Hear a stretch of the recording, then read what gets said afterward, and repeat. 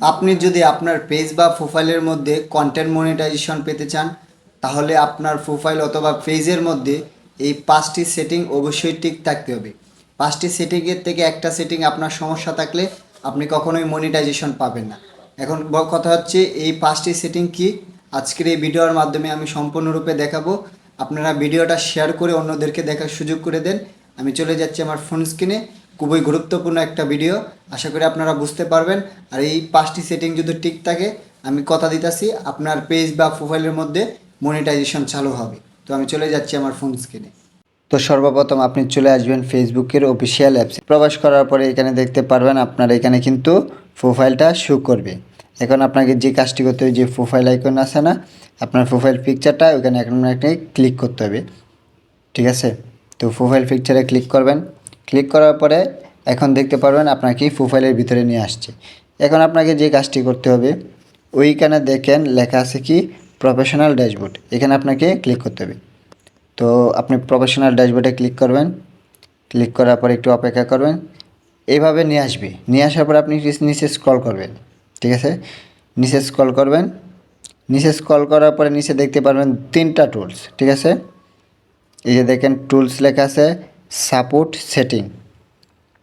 এখান থেকে আপনাকে কি করতে হবে, টুলসে ক্লিক করতে হবে। এই যে টুলস আছে ওই টুলসে ক্লিক করতে হবে। তো আমি টুলসে ক্লিক করলাম। ক্লিক করার পরে এখানে আপনাকে খুঁজে বের করতে হবে কি, একটু নিচে স্ক্রল করবেন। স্ক্রল করার পরে এখানে দেখতে পারবেন লেখা আছে কিন্তু প্রোফাইল রিকমেন্ডেশন, এখানে আপনাকে ক্লিক করতে হবে। তো প্রোফাইল রিকমেন্ডেশনে ক্লিক করবেন। ক্লিক করার পর একটু অপেক্ষা করবেন। দেখেন আপনার প্রোফাইল রিকমেন্ডেশনটা যদি এরকম থাকে, এরকম থাকে, তাহলে বুঝতে হবে আপনার প্রোফাইলের মধ্যে কোনো প্রকার সমস্যা নাই, আপনার প্রোফাইল থেকে ইনকাম করা যাবে। ঠিক আছে, এবং এখানে দেখেন কী লেখা আছে, we are helping your grow your audience because profile like your bring people together. Your profile is now in list where we suggest profile to new people.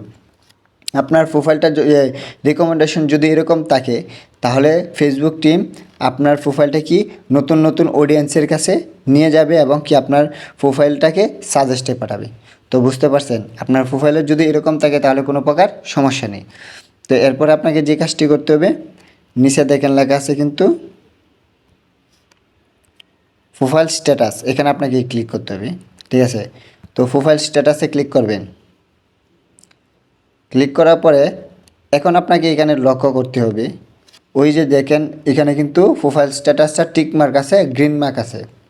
ঠিক আছে, দেন হয়েছে এখানে দেখেন লেখা আছে রিকমেন্ডেশন অ্যাক্টিভ, এটা অ্যাক্টিভ থাকতে হবে। দেন হয়েছে মনিটাইজেশন অ্যাক্টিভ, এটা অ্যাক্টিভ থাকতে হবে। ঠিক আছে, তো নিচেরটা এতটা প্রয়োজন নাই, যেহেতু মার্কেট প্লেস, এটা আপনার অ্যাক্টিভ থাকতেও পারে নাও থাকতে, বেসিক্যালি সবার কাছে কিন্তু অ্যাক্টিভ থাকে। তো এইগুলো আপনার অ্যাক্টিভ থাকতে হবে। ঠিক আছে, তো এখান থেকে আপনি ব্রেকে আসবেন।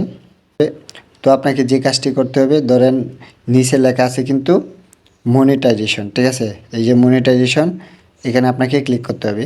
তো মনিটাইজেশনে ক্লিক করবেন।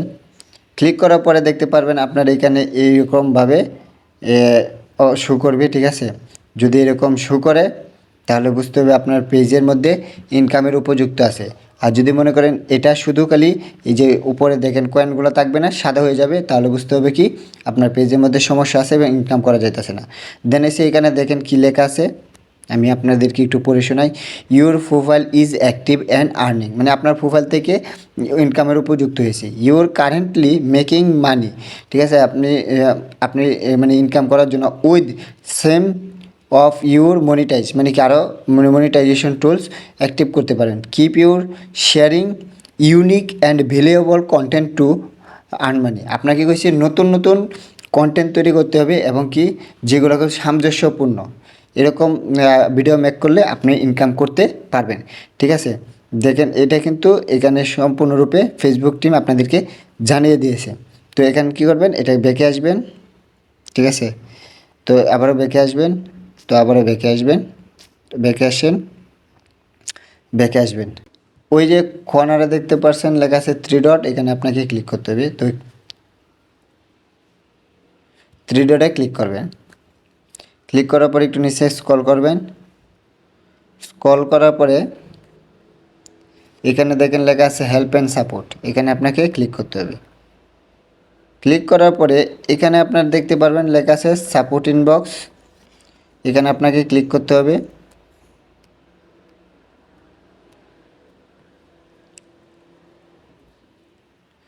তো সাপোর্ট ইনবক্সে ক্লিক করার পরে দেখেন উপরে লেখা আছে কিন্তু রিপোর্টস অ্যান্ড আদার্স, এখানে ক্লিক করতে হবে।